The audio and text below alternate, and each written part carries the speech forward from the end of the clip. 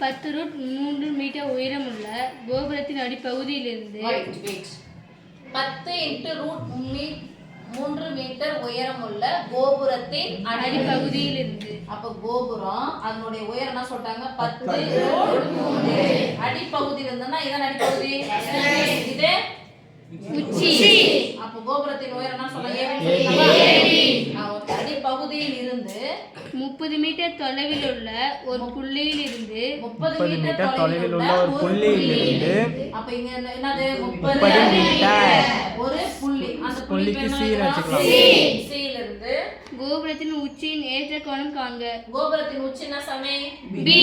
ஏற்ற கோணம்னா C இங்க இருந்து நின்னு எங்க பாக்குறாரு? B ய பாக்குறாங்க. B ய பாக்குறாங்க. ஓகேவா? Yes miss. ஏற்ற கோணமா இதானே?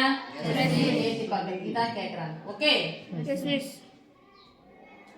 செங்கோணமோ வேற எந்த கோணமோ கோபுரம் உயரமா இருக்கும். அதனால செங்கோண முக்கோணத்தின் கர்ணத்தின் வர்க்கம் மற்ற இரு பக்கங்களையும் நடுக்கு போட்டுக்காருங்க. செங்கோணத்துக்கு போலாமா? கோணம் கேக்குறாங்க, பக்க அளவு கேட்கல. என்னன்னு கேக்குறாங்க? அப்ப கோணம்னு கேட்டா இதுக்கு ஆப்போசிட்ல இருக்கிறது எதுல இருக்கிறது? எதிர்பக்கம். எதிர்பக்கம். இது எதிர்பக்கத்தையும் அடுத்துள்ள பக்கத்தையும் கொண்ட கோண விதி என்னது? tan theta. அப்ப சொல்லுங்க tan theta equal to எதிர்பக்கம் பை அடுத்துள்ள பக்கம். இப்போ tan theta வின் மதிப்பு தெரியாது. தீட்டாவுக்கு எதில இருக்குது? எதிர்பக்கம் 10 அடுத்துள்ள பக்கம் 30. மேல வந்துட்டு பெருக்கல் குறி தானே? Yes miss. 4/10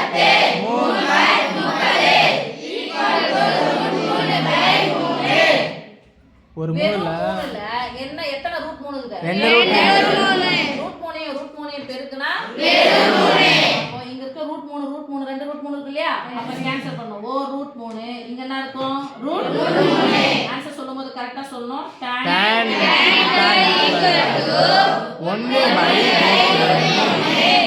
மேல விட்டுட்டீங்கன்னா தப்பா போயிடும்.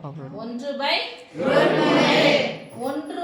ன்னு வந்திருக்கு. √3 உடைய மதிப்பு ஈஸியா ஞாபகம் வச்சு tan எத்தனை டிகிரி? 30 பையன் இருந்துச்சுன்னா இங்க என்ன நம்பரும் பாரு? 30 வரணும். 3 பையன் இருந்துச்சுன்னா இங்க என்ன நம்பர் பாரு? அத பார்த்து போடு. பைய இல்ல வெறும் √3 இருந்துச்சுன்னா 60 டிகிரி. எத்தனை degree? tan this implies theta